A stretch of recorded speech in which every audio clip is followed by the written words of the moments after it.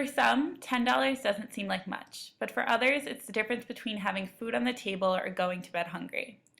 Food pantries in the Capital District have provided 2.5 million meals to the hungry in the past year.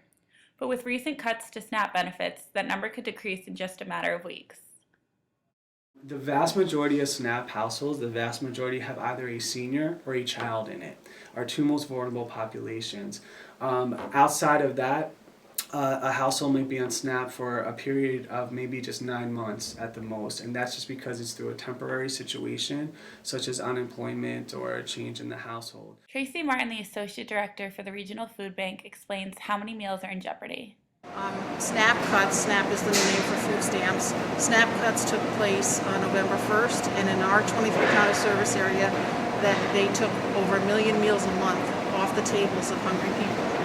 Devastating to those individuals, but also scary for those of us in the service part of things, because those hungry individuals are going to have Natasha Pernica, Executive Director for the Food Pantries, explains how the changes have affected her coalition efforts to fight hunger. Something that we're concerned about is that on November 1st, food stamp or SNAP benefits were cut recently, and a lot of people rely on SNAP benefits to help them buy food throughout the month.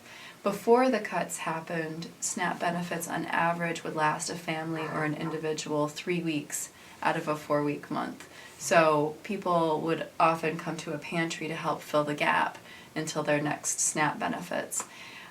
So we're a little concerned about how the cuts are going to impact the people who are visiting pantries, and if they're going to have an increased need for food.